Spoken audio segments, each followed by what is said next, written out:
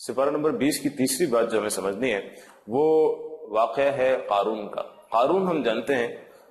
کہ موسیٰ علیہ السلام کی قوم میں سے تھا، یعنی بنی اسرائیلی تھا، لیکن بہرحال وہ جو ہے فرعون کی طرف اس کا میلان ہو گیا تھا اور اسی کا ساتھی وہ بن گیا تھا۔ اس کے نتیجے میں اس نے خوب پیسہ بھی کمایا تھا اور جو ہے وہ فرعون کی تائید سے اس کے خزانوں میں بھی خوب اضافہ ہو گیا تھا۔ اور قارون کے خزانے مشہور آج بھی محاورے میں چلے آتے ہیں اور واقعی میں اتنے مشہور تھے کہ اللہ پاک فرماتے ہیں کہ اس کے جو خزانے تھے ان کا معاملہ یہ تھا کہ سورہ قصص آیت نمبر 76 میں آیا کہ ان قارون کان من قوم موسیٰ فبغى علیہ، کہ قارون جو تھا وہ موسیٰ علیہ السلام کی قوم میں سے تھا، لیکن اس نے اپنی ہی قوم کے خلاف بغاوت کر دی تھی، یعنی وہ فرعون کے لشکروں میں جا کے شامل ہو گیا تھا، اس کی نفری میں جا کے شامل ہو گیا تھا، اس کا حامی ہو گیا تھا۔ وَآتَيْنَاهُ مِنَ الْكُنُوزِ مَا إِنَّ مَفَاتِحَهُ لَتَنُوءُ بِالْعُصْبَةِ أُولِي الْقُوَّةِ۔ اللہ پاک فرماتے ہیں ہم نے اس کو اتنے خزانے دیے تھے کہ اس کے خزانے کی چابیاں اٹھانے کے لیے ایک بڑی طاقتور جماعت درکار تھی، یعنی اتنے زیادہ خزانے تھے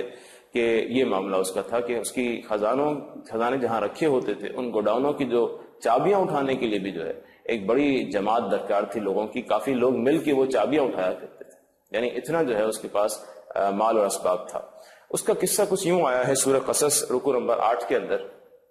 کہ وہ ایک مرتبہ کسی جو ہے وہ میلے کے دن جبکہ اس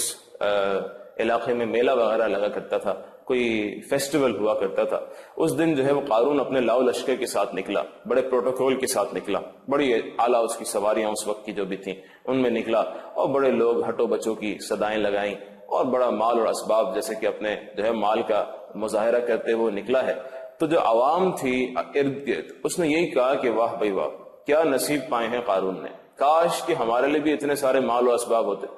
اور لوگوں نے اس پہ بڑا جو ہے نا وہ رشک بڑی نگاہوں سے اس کو دیکھنا شروع کر دیا۔ لیکن اس وقت جو علم والے تھے، اللہ پاک کہتے ہیں جن کو ہم نے علم دیا تھا، قال انما اوتیتہ علی علم عندی، جو علم دیا تھا ان لوگوں نے اس کو سمجھایا قارون کہ دیکھو ایسے نہ کرو، اپنے مال کو غلط استعمال نہ کرو، اپنے مال کو فرعون کی تائید میں استعمال نہ کرو، اپنے مال کو ظلم کے لیے استعمال نہ کرو، اپنے مال کو غریبوں سے روکو نہیں بلکہ روکو، غریبوں کا بھی حصہ اس کے اندر ڈالو۔ تو اس نے کیا کہا؟ قارون کہتا ہے قال انما اوتیتہ علی علم عندی، قارون نے یہ کہا کہ جو مجھے مال دیا گیا ہے وہ میرے اپنے علم کی بنیاد پر دیا گیا ہے، یہ میری صلاحیتوں کی وجہ سے مجھے ملا ہے، میں آخر کیوں نہ اس کو اپنے اوپر خرچ کروں، اپنے جیسے میں چاہتا ہوں ویسے استعمال کروں۔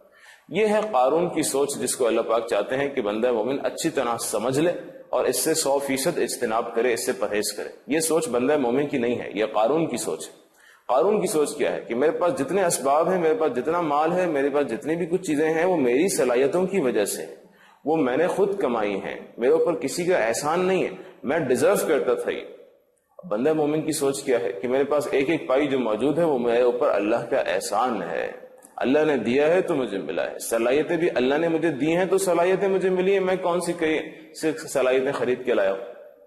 یہ ہمیں سوچنا ہے کہ بندہ مومن یہ سوچے کہ میری ساری کی ساری نعمتیں جو مجھے ملی ہوئی ہیں وہ اللہ کا احسان ہے اور مجھے ان پہ شکر ادا کرنا ضروری ہے۔ میں یہ نہیں کہہ سکتا کہ میں یہ ڈیزرو کرتا تھا، نہیں، جو بھی کچھ ملا ہے یہ اللہ کا احسان ہے، اللہ کا فضل ہے اور اس پہ شکر ادا کرنا لازم اور واجب ہے۔ یہ ہمیں سوچنا چاہیے۔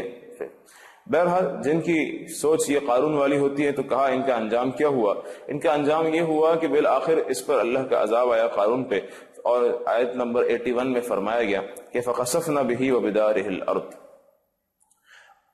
اس کے اور اس کے خزانوں سمیت زمین جو ہے وہ دھسا دی گئی، یعنی قارون بھی زمین میں دھسا دیا گیا اور اس کے سارے بڑے بڑے خزانے جو تھے وہ سارے بھی زمین میں دھسا دیے گئے اور اس کو زمین میں دھسا کر گویا کہ عذاب دیا گیا اور اس کو جو ہے ملیا میٹ کر دیا گیا۔ عذاب اس کے اوپر ایسا آیا کہ وہ زمین اسے کھا گئی اور اس کے سارے خزانوں کو بھی زمین کھا گئی۔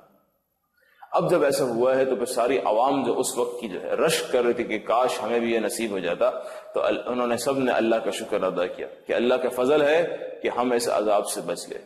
یعنی ایک عام نظر میں انسان کو ایسا لگتا ہے کہ دنیاوی اسباب جو ہیں وہ بڑی نعمت ہیں اور دنیاوی اسباب مل جائیں تو کیا ہی بات ہے، بہت سارا مال ہو جائے، بہترین سواریاں ہو جائیں، بہترین جو ہے وہ PR بن جائے اور بہترین جو ہے کریئر بن جائے، بہترین جو ہے چیزیں ہاتھ میں آ جائیں دنیا کی تو پھر زندگی سیٹ ہے، پھر تو مزے ہی مزے ہیں اور پھر تو جو ہے وہ بڑا آرام کا معاملہ ہوگا، راحت کا معاملہ ہوگا، کامیابی کا معاملہ ہوگا۔ اللہ پاک کہتے ہیں ایسا ضروری نہیں ہوتا۔ اللہ نعمتیں دیں اور نعمتوں کے ساتھ نعمتوں پر شکر ادا کرنے کی توفیق بھی مل جائے، پھر تو نعمتیں واقعی میں راحت بن جاتی۔ لیکن اگر اللہ نعمت دیں اور خدا نخواستہ ان نعمتوں کی وجہ سے انسان متکبر ہو جائے، اس کے اندر غرور آ جائے، اس کے اندر جو ہے وہ اکڑ آ جائے، تو پھر وہی نعمتیں اس کے لیے زحمت کا باعث بن جاتی۔ یعنی نعمت دراصل وہ نعمت ہے کہ جو اللہ سے غافل نہ کرے، جو چیزیں اللہ سے غافل کر دیں، جن چیزوں کی وجہ سے انسان اللہ کو بھول جائے، تو وہ نعمتیں نہیں ہوتی، وہ تو آزمائش ہوتی ہیں جن میں کہ انسان بری طرح ناکام ہو جاتا ہے اللہ کی ناشکری کر کے۔ تو نعمتوں پہ اللہ کا شکر ادا کرنا چاہیے۔ یہ گویا کہ آج کی تیسری بات تھی جو کہ قارون کے واقعے سے ہمیں سمجھ میں آئی۔ اب آج کی یعنی کہ سپارہ نمبر 20 کی جو چوتھی بات ہے ہمیں سمجھنی ہے، وہ چوتھی بات کا تعلق سورہ عنکبوت سے ہے، جو سورت نمبر 29 ہے قرآن حکیم کی۔ اس کی پہلی بات کا تعلق جو ہے پہلی 2 آیتوں سے ہے۔ فرماتے ہیں اعوذ باللہ من الشیطان الرجیم، الف لام میم احسب الناس ان یترکوا ان یقولوا آمنا وهم لا یفتنون۔ الف لام میم، کیا لوگوں کو ایسا لگتا ہے، ایسا خیال ہو گیا ہے، ان یترکوا کہ انہیں چھوڑ دیا جائے گا، ان یقولوا آمنا صرف یہ بات کہنے پر کہ ہم ایمان لے آئے ہیں، وهم لا یفتنون اور ان کی کوئی آزمائش نہیں ہوگی۔ یعنی کہا کہ یہ خیال لوگوں کو کہاں سے آ گیا ہے کہ جیسے وہ کہہ دیں گے کہ ہاں بس ہم اللہ پر ایمان لے آئے ہیں، رسول پر ایمان لے آئے ہیں صلی اللہ علیہ وسلم، تو انہیں چھوڑ دیا جائے گا، ہاں بس ٹھیک ہے تم کامیاب ہو گئے۔ کہ نہیں، ایسے نہیں ہوگا، آزمائش تو کی جائے گی نا، آزمائش تو کی جائے گی۔ یہ کہنا کہ ہم ایمان لے آئے ہیں یہ تو دعویٰ ہے، یہ تو کلیم ہے، اس کلیم کو ٹیسٹیفائی بھی تو کرنا ہوگا، اس کلیم کا جو ہے اس دعوے کا ثبوت بھی تو دینا ہوگا۔ تو اللہ پاک کہتے ہیں بھئی ایسا کوئی نہ سوچے کہ دعویٰ کر کے بس بات ختم ہو جائے گی، نہیں، دعویٰ کرنے کے بعد ہی تو اصل مرحلہ شروع ہوتا ہے، دعویٰ کرنے کے بعد ہی تو ثبوت دیکھے جائیں گے، دعویٰ کرنے کے بعد ہی تو دلائل مانگے جائیں گے کہ بھئی دلیل پیش کرو، اگر اللہ کو مانتے ہو تو دلیل پیش کرو کہ تم اللہ کو مانتے ہو، اپنی زندگی میں دکھاؤ کہ تم اللہ کو مانتے ہو، اپنی زندگی میں دکھاؤ کہ تم رسول کو مانتے ہو۔ صرف دعویٰ تو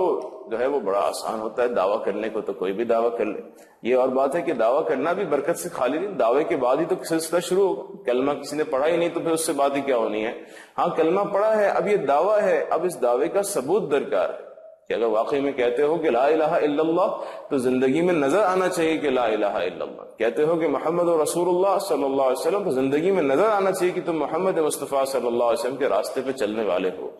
تم واقعی میں مانتے ہو اگر کہ محمد مصطفیٰ صلی اللہ علیہ وسلم بہترین شخصیت ہیں جو دنیا میں کبھی آئے ہیں یا کبھی آئیں، اور ان سے بہتر کوئی نہ آئے گا نہ آیا ہے، تو پھر ان کو فالو کر کے دکھاؤ۔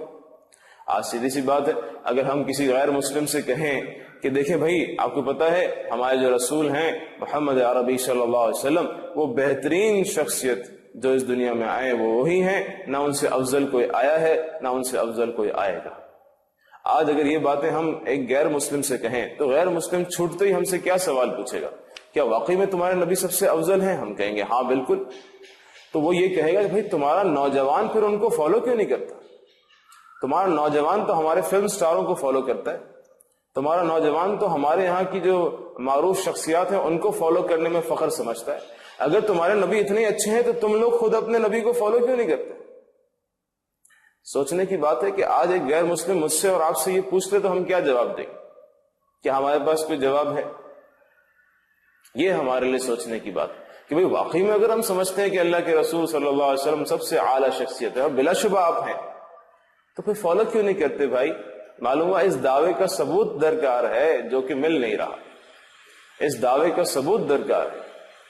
اس دعوے کا کہ میں نے کہا ہے کہ میں محمد مصطفیٰ صلی اللہ علیہ وسلم کا اللہ کا آخری مکمل کامل اکمل رسول مانتا ہوں صلی اللہ علیہ وسلم، اور میں یہ مانتا ہوں کہ حضور کو فالو کرنے میں نجات ہے اور کامیابی ہے، اور آپ کو جو ہے راستے کو چھوڑ دینے میں ناکامی ہے اور ہلاکت ہے، تو پھر آخر میرا عمل اس کی طرف کیوں جو ہے وہ نہیں آتا؟ تو یہ ہمیں سوچنا ہے کہ اگر ہم نے لا الہ الا اللہ محمد رسول اللہ صلی اللہ علیہ وسلم کہا ہے تو ہمیں اس دعوے کی دلیل بھی پیش کرنی ہوگی، اور یہ دلیل آزمائشوں کی بھٹی سے گزر کے پیش ہوتی ہے۔ کہ اربا کہتے ہیں دیکھو آزمائشیں تو آئیں گی، وہم لا یفتنون، یہ نہ سوچنا کہ تمہارا جو ہے وہ آزمائش نہیں ہوگی، آزمائشیں ضرور آئیں گی، ہاں لیکن آزمائشوں سے گھبرانا نہیں ہے، بلکہ قربانیوں سے گھبرانا نہیں ہے، ان کو آگے بڑھ کے جو ہے گلے لگانا ہے کہ انہی آزمائشوں کے ذریعے سے ہمارا وہ دعویٰ ثابت ہو سکتا ہے کہ جس دعوے کے ثبوت کے طور پہ اور جس دعوے کے قبول ہونے پر ہمیں جو ہے وہ جنت کا داخلہ نصیب ہو سکتا ہے۔ اللہ ہم سب کو جنت الفردوس کا داخلہ نصیب فرمائے۔ وآخر دعوانا ان الحمد للہ رب العالمین۔